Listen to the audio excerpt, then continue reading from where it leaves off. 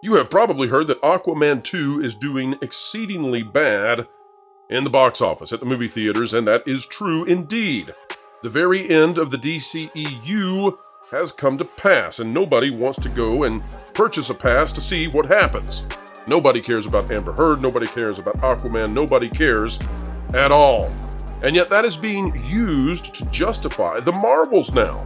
Yes, I know, many of you out there thought that Hollywood would never attempt to do so, but indeed they now say, well, if Aquaman 2 is this bad, perhaps the Marvels was actually not all that terrible. Well, it was, folks, it was indeed, and we're going to explain why. Hang tight, strap in, let's get started right now.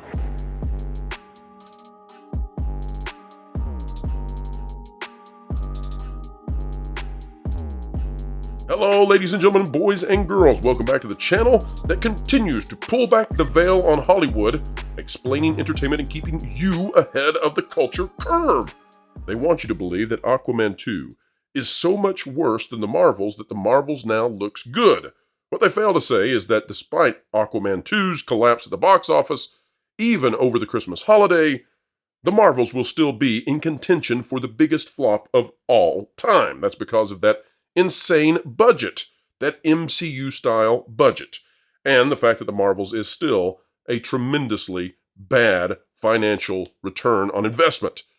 And yet they want you to believe that Aquaman 2 makes all of that better. It does not. In the same way that it doesn't make Indiana Jones and the Dial of Destiny any better. In the same way that it doesn't make Wish any better. These are not good movies, and these are not good movies that made money back. They lost hundreds and hundreds of millions of dollars. Today we're going to dive into Hollywood's attention now and focus their strategy on fixing the idea that folks didn't like the Marvels, but, well, they dislike Aquaman even more. They want you to believe it's superhero fatigue. Let's dive into that, though. Let's explain it right now. Folks, we start our journey today with a beautiful article out of Game Rant called Aquaman 2 Box Office Debuts. It's off to a worse start than two recent superhero bombs. This is by Catherine Armisen Martin. And panel, you may be shocked, I know, to find out that Hollywood is already up to the task of trying to claim that, well, the Marvels is not so bad after all. It's not the Marvels' fault. It's not the MCU. It's superhero fatigue. Folks, before we read the article, can I just say that you, me, everyone here knows that good movies do well and bad movies do bad. It's that simple. But let's dive into the sophistry of what we have here. Aquaman 2 is not doing well at the box office and is already doing worse than two recently released superhero flicks from Marvel and DC. Aquaman 2's box office numbers from Thursday previews show the final dceu movie is already off to a worse start than The Flash and the Marvels. I can't imagine why. I mean, who would have ever thought that a movie that is sort of a dead end and has no future and whose leading lady is despised by at least North America, who would have ever thought that would do poorly? Fans have waited for 5 years for Aquaman 2. Oh, they've been waiting so long. The first Aquaman movie starring Jason Momoa was released in December 2018. It did well in its first 3-day opening from December 21st to December 23rd, making $67.9 million. Initially, Warner Brothers planned to release the sequel on 2022. However, Aquaman 2 release date was moved a year later, and some stuff happened, also known as there were grumpies left in the bed. On Thursday previews, Aquaman 2 only made $4.5 million at the box office. It had a worse start than The Flash, which made $9.7, the Marvel $6.6 million from Thursday previews. The sequel is the final installment. You guys all get the idea. Now, what this article is going to go on to talk about, of course, is what we are seeing across the web now, and that is that perhaps the Marvels is not so bad because Aquaman 2 shows that this is not just limited to leading ladies in a very wokeified MCU. No, this is more broad. This is superheroes in general are doomed, I tell you. Panel, are we buying it for 1 minute? Derek, take this away. What do you think? Is Aquaman 2, are the Marvels justified now? Can we call them a success? Oh, man, I love this article. Embrace your inner breed, Derek. Topic. This topic is hilarious on so many different levels. So, first of all, we all know that Aquaman, was at the end of the dceu. We got the announcement way back in January that this entire year was a nothing burger, that nobody was coming to check for any of these films because James Gunn was going to reboot everything. So I'm surprised that some of the movies did as well as they did, which, is terrible anyway. But on top of that, it doesn't prove anything about, oh, it's sexism or everybody's just focused on, hating on the ladies. It's like, bad movies are bad. Nobody wants to go and see bad movies, period, end of story. So trying to justify, the terrible film that we got out of the Marvels by saying, well, Aquaman was bad too. It's just whataboutism stuff. It's like, why are we doing this? Let's just call a bad movie. Can't we just do that? Can we say that these are bad movies, that these movies aren't going to get watched by anybody, that the theater crowds aren't really going to turn out for these, lame blockbusters that, DC and Marvel and everyone else keeps voicing them? Can we just admit that, be honest about it, and then move on and say, okay, what do they need to do to improve the product that's coming on the screen? That's the question. Instead of trying to point fingers at all the other bad movies that are surrounding us and entirely in a bad movie landscape, let's just focus on what is working. Barbie worked. Obviously, Super Mario Brothers worked. Oppenheimer worked. Let's do a compare and contrast between those. I just laughed when I read this article the first time. I thought, oh my God, are they kidding me? Just focus on good content instead of looking at the terrible content to your left and to your right and say, oh, well, we're in good company because all of us are bad, but we're the best of the bad bunch. That's what the Marvels is basically this writer was trying to say. And a lot of these writers just, oh, we're the best of the bad bunch, so don't hate us so much. You know what I see you know what I see as connective tissue here, Derek? I see two films with really unlikable leading ladies. Now, I'm not talking about Iman Vellani when I say that, but I'm talking about Brie Larson and Amber Heard. Neither of those women is well received by audiences. So I'm not shocked about this at all. Culture, your thoughts, please. Well, and I think to not leave out another name there, Tiona Paris is also not disliked by audiences. She's not really well known. Is that fair? Like if you said that name out on the street, not many people are going to go, "Oh yeah, I know who that is." Yeah, no, and DA is 100% right. I mean, there's no secret sauce here. You make a good movie and people will show up, and you don't make a good movie and people don't show up. It's just that easy. And if the premise is something that people can easily disregard, or if there's so much politics in it that it's offensive to the audience, they're not going to show up for it. And that's culture. I'm actually getting on the phone right now. I'm going to get you in touch with some Hollywood execs, maybe some actuaries. Okay. Let me take these notes again from you, Culture. Okay. Good movie equals good. Bad movie equals bad. Box office returns. This is intriguing stuff that Hollywood really needs to know that they clearly don't understand. Culture. I'll get you on real soon. If I can throw something in here. I'm here to throw balls and strikes, and today I'm just throwing heat. So. But isn't this amazing, Culture? I mean, this is the level of mental gymnastics that the Hollywood intelligentsia, that the mainstream media, that they have to do in order to justify that they have been cheerleading for all this stuff for years and years, and now it's utterly collapsed. And they don't want to say, oh yeah, we were the ones saying, jump off the cliff. It's a good cliff. You'll like where you land off the cliff. Now, if I can throw something out here, I haven't even seen the reviews for Aquaman, and I think they're kind of irrelevant for the box office on this movie.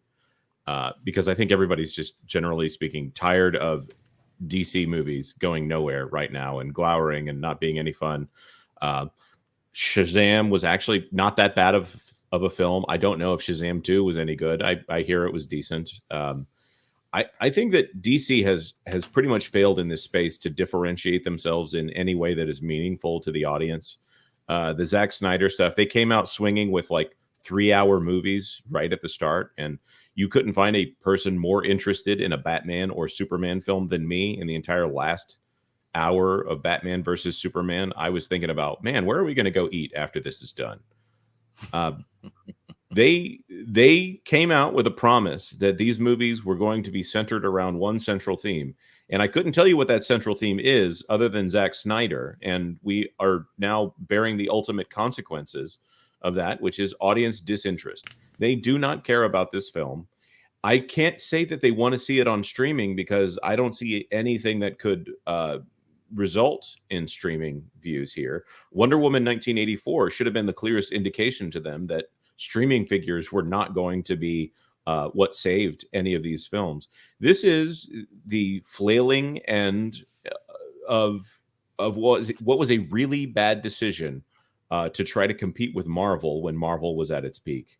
And I don't think the audience cares at all. And that is the ultimate problem. If you come out with a good movie, okay, people might like it, but you have to have a really good movie to get people into the theaters right now. And this corporate content instead of a movie, I don't think people are interested. Well, I think we'll be coming back later in the show to this idea that Hollywood has been at war with the market, and now the market doesn't even want to go see movies, period. But I do want to show this, talking about just how bad Aquaman 2 is in terms of the box office. This came out from Rebecca Rubin on Christmas Eve, apparently another person who does not ever take a break. Rebecca, great job. But December 24th, of course, and it talks about how the Aquaman is now estimated on a 4-day, remember, a 4-day holiday weekend to only pull in 40 million. And I would suggest that it's pretty much done. Like, there's no legs on this. There's no fins. This is like, this is worse than Little Mermaid. This thing's just going to sink to the bottom of the ocean and be gone. But with a estimated $205 million production budget alone, this thing needs a lot of money, and it's simply not going to get anywhere close to it. So 40 million is the anticipated mark. We'll find out later if it managed to do that. But, you know, it's not just Aquaman 2 that is really suffering right now. It is indeed the entire box office. And so I want to show this to everybody out there with the numbers. This is our latest chart just breaking from yesterday. We're getting these numbers in as we speak. And I don't think anybody, including myself, anticipated that The Color Purple would be at the top of the chart for Christmas Day. And thus far, that's what this is showing. Now, here's what is amazing to me. It's not that The Color Purple is making 18 million. That's probably about where we would have thought that it would be in terms of total gross, because it's also picking up a preview day there. What's surprising is that there's not a single other film even coming close to taking over.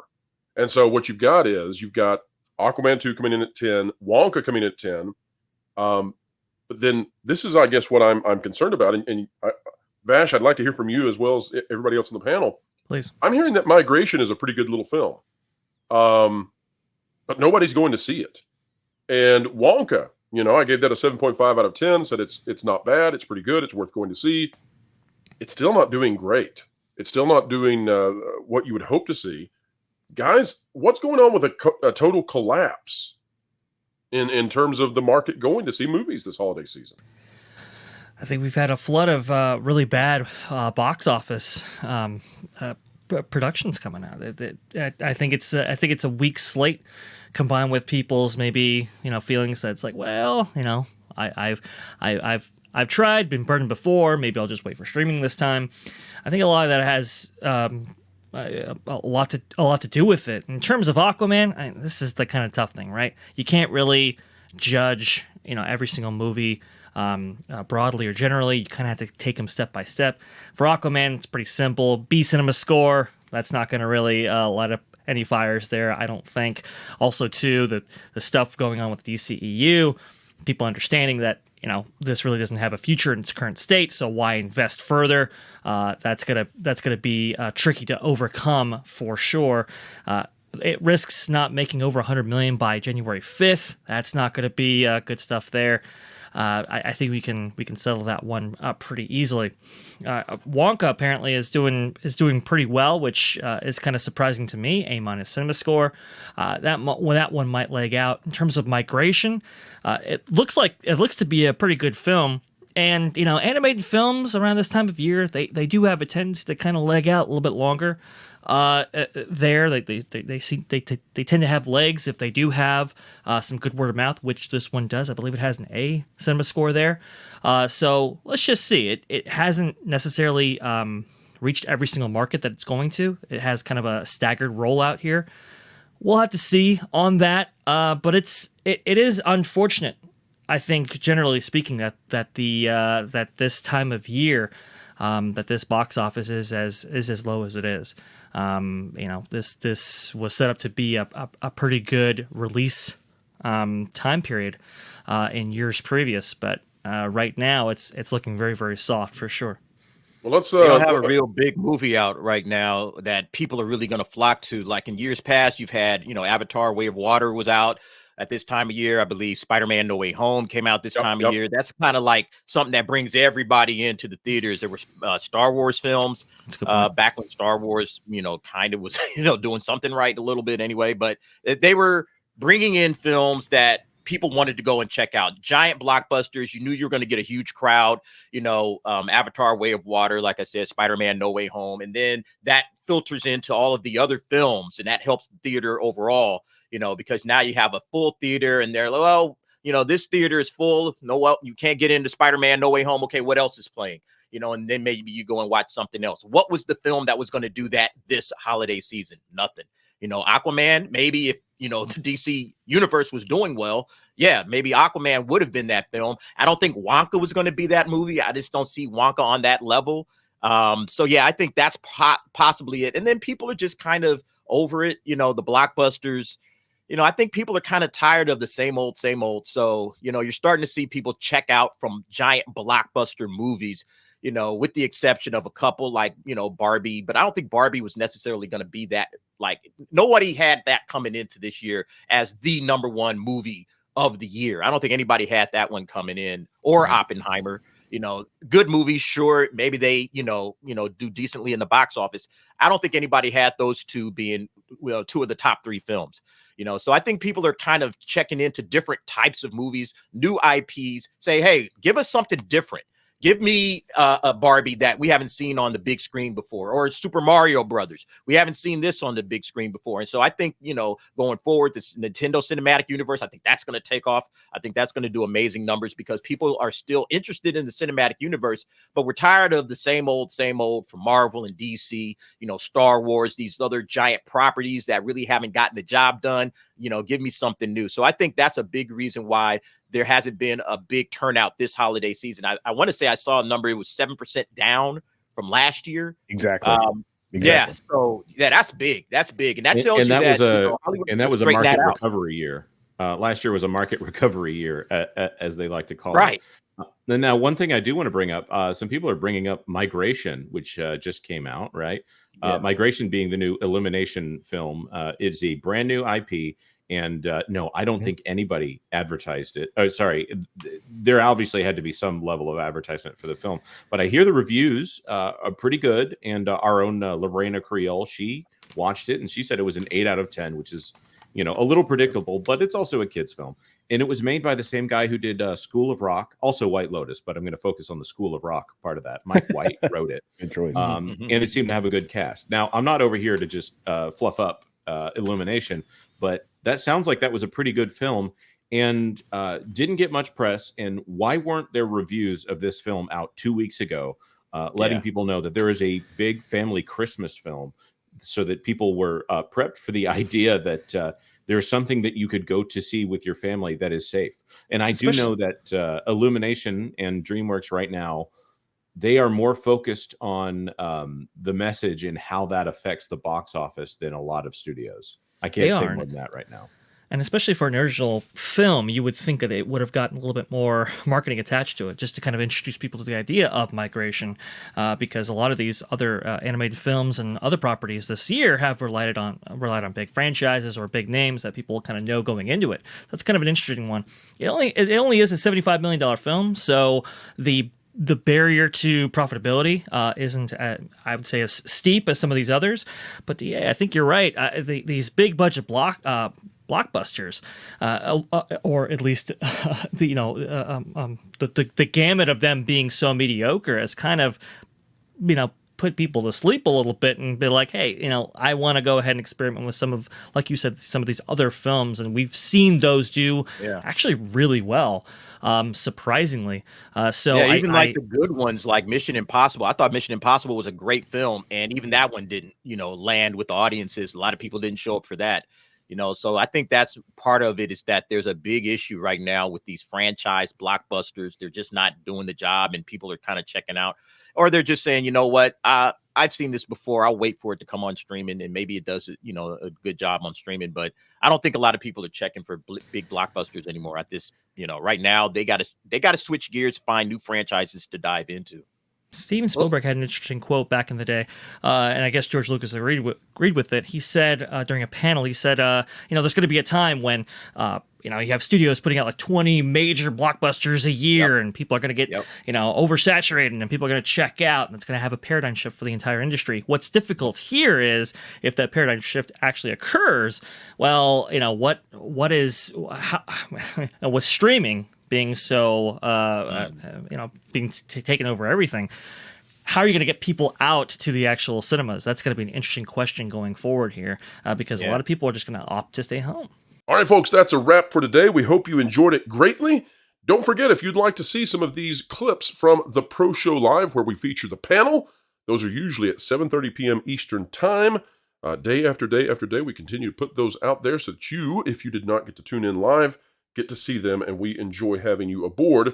We enjoy explaining entertainment and keeping you ahead of the culture curve, and we enjoy it far more than we enjoyed either the Marvels or Aquaman 2. But that doesn't mean that superhero films are done. Listen not to the morons of Hollywood. No, folks, good movies equal good and bad movies equal bad. You make a good superhero film, people go watch it. You make a good Western film, people go watch it. That's the way it works. It's the way it's always worked. It's the way it will work. It's the way it works today, now, tomorrow, and forevermore. All right, ladies and gentlemen, one thing that works here, click like, share, subscribe, and drop a comment down below. Folks, wherever you are and whatever you're doing, keep learning, keep growing, and keep having fun.